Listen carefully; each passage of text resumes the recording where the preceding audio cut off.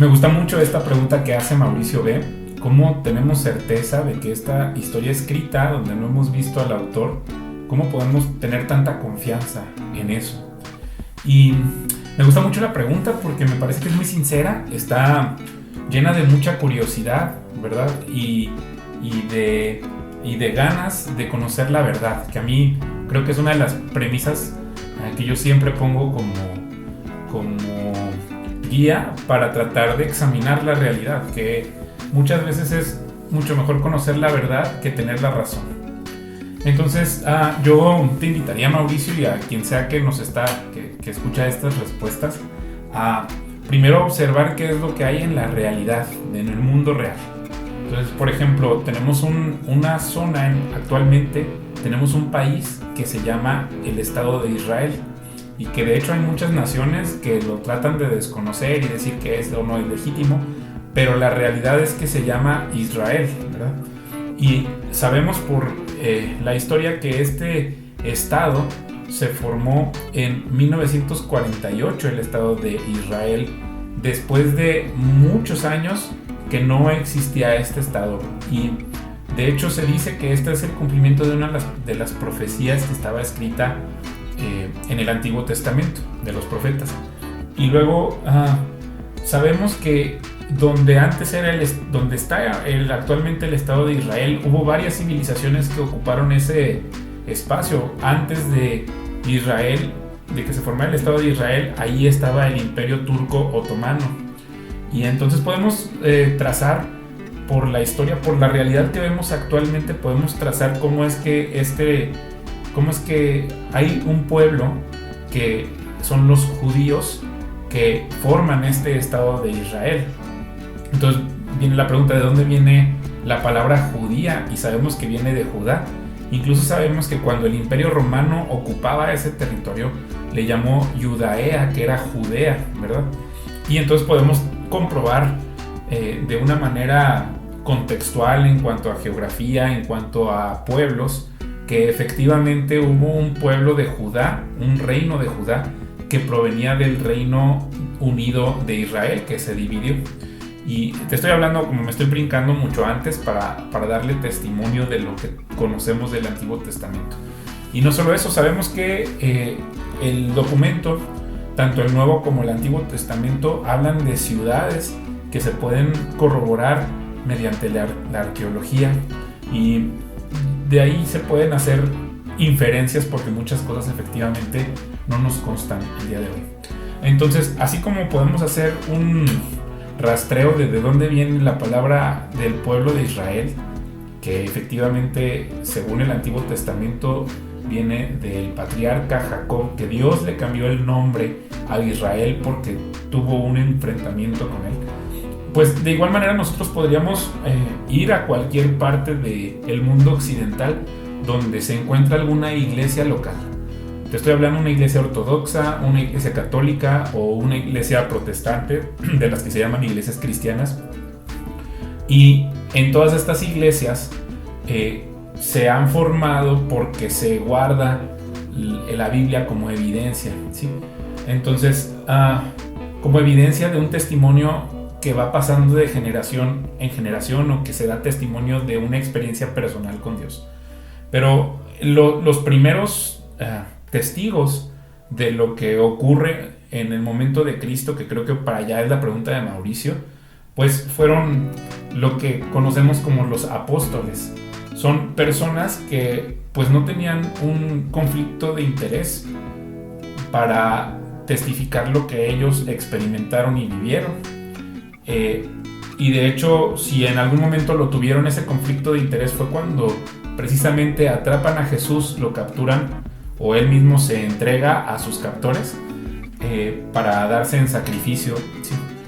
Y cuando lo capturan, salen corriendo sus testigos, ¿verdad? Los apóstoles, que luego, después de que Cristo es crucificado, se queda solo. El único que lo acompaña es Juan como un testigo ocular.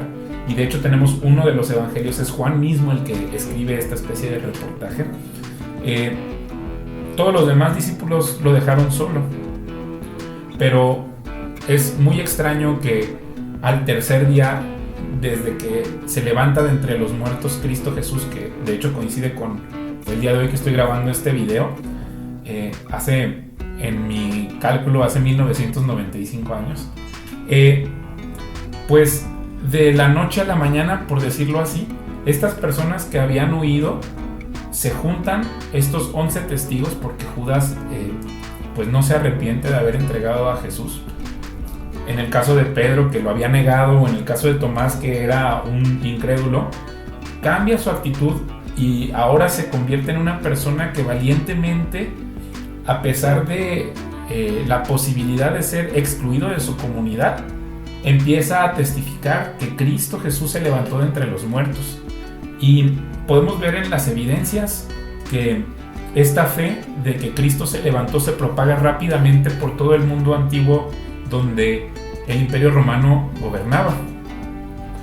Entonces se empieza a esparcir esta buena noticia de que Cristo se levanta de entre los muertos, de que hay perdón de pecados para todo el que se arrepiente, y de una manera muy rápida se empieza a dar testimonios de personas que experimentan una relación personal con Jesús. Antes de que Jesús sea exaltado, durante 40 días se le aparece a un sinnúmero de personas, grupos variados. Cada semana se aparecía. Hay testimonios, por ejemplo, en 1 de los Corintios 15, que hablan que se le apareció a más de 500 personas Jesús. Y se aparece en los diferentes evangelios, vemos cómo se aparece a mujeres, se aparece a hombres, se aparece en lugares cerrados, se aparece en lugares abiertos, y no como un holograma, sino comiendo con ellos.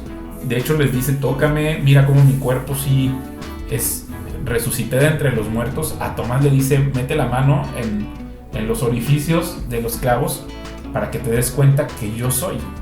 Entonces esta certeza que ellos tienen, pues ellos están seguros de que convivieron con Cristo resucitado de entre los muertos, y están dispuestos a dar su vida por ese testimonio.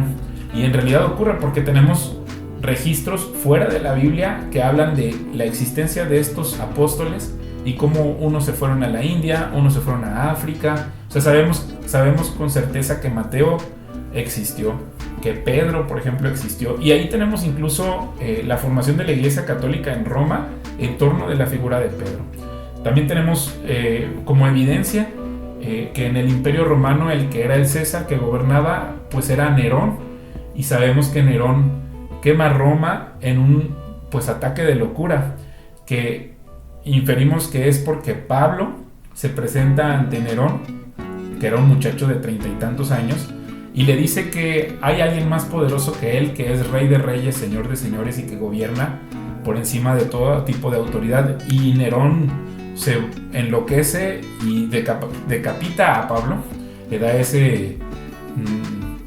le permite como ciudadano romano ser decapitado, y luego incendia Roma. Y todas estas cosas son evidencias, hay evidencias históricas, ¿verdad? Se sabe que se quemaba cristianos, porque hay testimonios fuera de la Biblia de historiadores que hablaban de cómo se estaba propagando el cristianismo por todo Roma y cómo las autoridades no sabían cómo reaccionar ante un grupo de personas que no le tenían miedo a la muerte, porque ellos decían que iban a estar en la siguiente vida con Cristo Jesús. Entonces, de ese terremoto social que ocurre, porque incluso hay judíos que abandonan los mandatos de la ley, que era, pues imagínate, era también muy problemático que hicieras eso, porque eran milenios de guardar celosamente la ley. Ahora se habían convertido al cristianismo y se bautizaban, y es lo que podemos comprobar ahora a lo largo de los miles de años, que se pasa de generación en generación este testimonio hasta lo que tenemos actualmente. Entonces, incluso por ejemplo podríamos pensar en Lutero, cómo él tenía acceso a estos documentos, y fue la razón por la que tenemos la reforma, ¿verdad? La reforma protestante. Y así podríamos hacer un recuento histórico de cómo es que la realidad es como es y qué fue lo que nos llevó hasta acá. Y sería inevitable darnos cuenta que la iglesia siempre ha estado presente desde la resurrección de Jesús. Y incluso los evangelios, como están escritos a manera de reportaje, y podríamos aquí en el canal tengo varios capítulos, los voy a poner en los comentarios, de cómo se armaron el Nuevo Testamento, cómo se armó y cómo es que finalmente se puso todas estas cartas que están escritas en el Nuevo Testamento dentro del canon del Nuevo Testamento, porque era inevitable no ponerlos. Era inevitable ponerlos,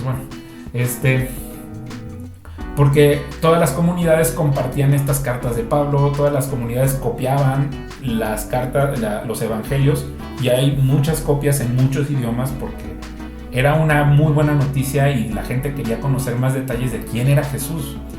Ahora, también te puedo decir en términos personales, pues está la experiencia que cada uno de los creyentes tenemos con Dios, que es el Espíritu Santo. Jesús, antes de partir, cuando estaba en la cena con sus discípulos, les dijo: no los voy a dejar huérfanos, sino que los va a acompañar el Espíritu Santo. Y efectivamente, cuando tú naces de nuevo, el Espíritu Santo se entrelaza con tu espíritu humano y entonces eres una nueva criatura, y el Espíritu Santo nos habla a los cristianos, a los creyentes, y entonces nos dice: oye, pues te quiero dar una palabra, y te dirige a buscar salmos, o te dirige a alguna porción de Reyes, o nos va guiando a lo que es la verdad, para que veamos la realidad. Espero haberte contestado la pregunta, y si no la contesté con mucha claridad, por favor ponme también en los comentarios. Pero bueno, estoy haciendo lo mejor que puedo. Creo que es una muy buena pregunta y también te di muchísima información. Entonces espero no confundirte y haber sido muy claro y específico para contestar tu pregunta. Te agradezco mucho, Mauricio, y pues hasta la próxima.